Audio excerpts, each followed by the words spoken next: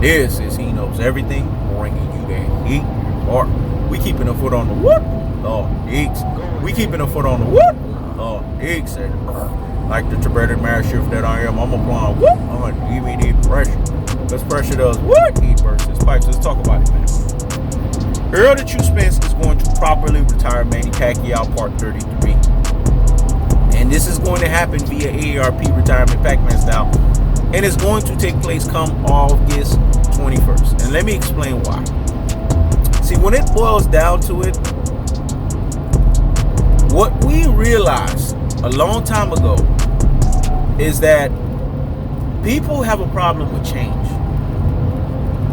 Change is something that is hard for people to get. Change is something that is hard for people to wrap their brains around. Errol the True Spence represents change. Change is a good thing. But to most people on the planet, change is pressure.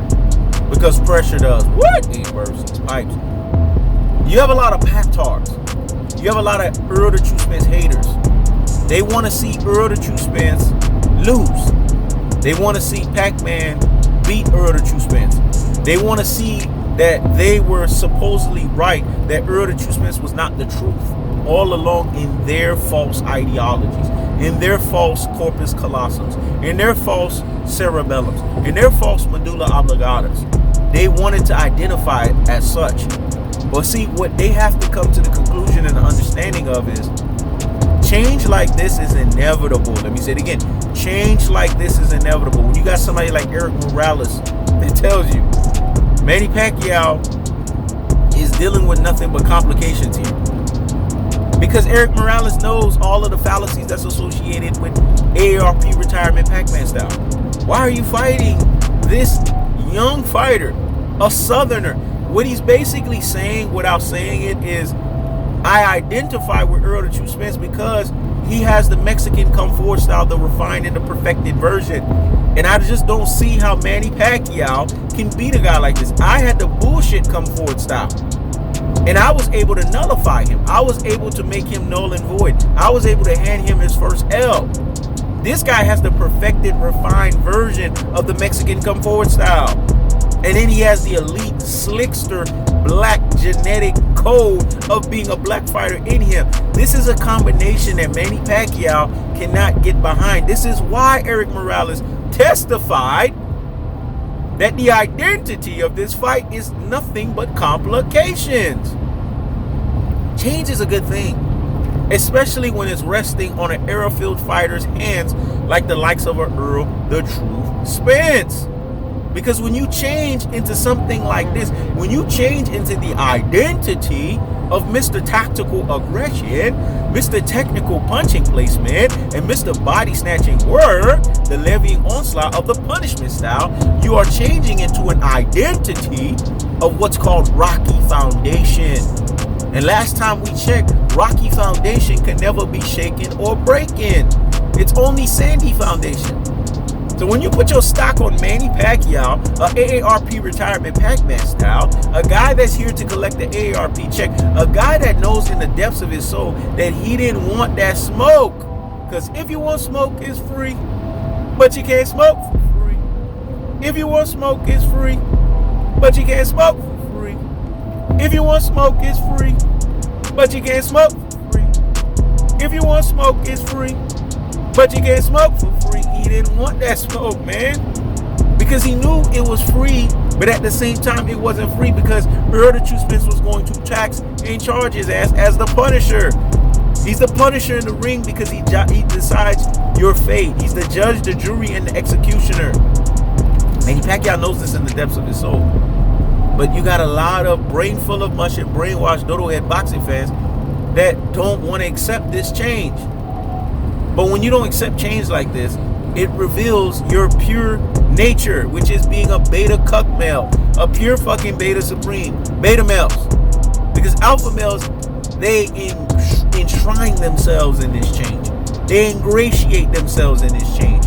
They affiliate with this change. And they identify with this change, which is called, they call him the truth because there's no lies in his damn fist. When you You see hatred being spewed out the way it is by Timothy Knothead, aka Bullethead Bradley. It identifies. It showcases to you guys that the identity of what is going to happen come August 21st is exactly what is going to come to happen, which is Errol the True Spence is going to properly retire Manny Pacquiao. He's looking for the knockout. He's not coming to box. So this is going to be a glutton for punishment. This is what Manny Pacquiao decided in his boxing fate to be a glutton for punishment. For him to deal with the levying onslaught of tactical aggression, the levying onslaught of technical punching placement, and the levying onslaught of body snatching work. It's a levying onslaught of a what? A punishment style. Errol the True Spence is going to bulldoze Filipino fashion. This is what's going to happen August 21st. So you Pactards need to wrap your brain around this change. Because change is what it is. It's the truth.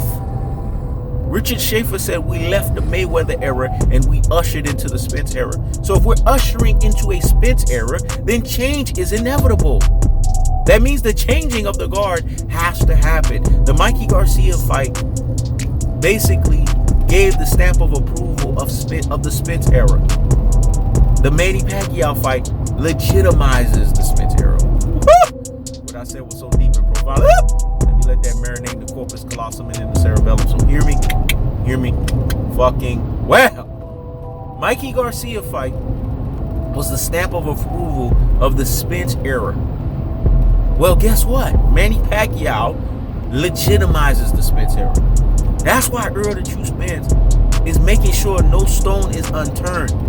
He's making sure that he is in bulldozing mode. Because when change like this happens, it's inevitable. It has to happen in a ruin you fashion. It has to happen in an emphatic fashion of the identity of a guy showcasing to you guys that he is the big fish, that he is the rock star, that he is back here to do what he does best, which is to put the stamp of approval that he's here to lord over and dominate a welterweight division. This was his mission statement. This is his mission statement, and it's the continuum of his mission statement. For him to say, man down, strap season. Let me say it again. Man down, strap season. That's the cold-hearted. That's the unadulterated. That's the cutthroat two-teller fashion. The best thing you could do right now is enshrine yourself, ingratiate yourself, and affiliate yourself with this change. Because if you don't do that, you will find yourself left out, like you have been with every Errol the True Spence fight. That's the cold-hearted. That's the unadulterated. That's the cutthroat two-teller fashion. I keeps the foot on the what? On the X. I keeps the foot on the what? On the X. This is He Knows Everything. Checking out.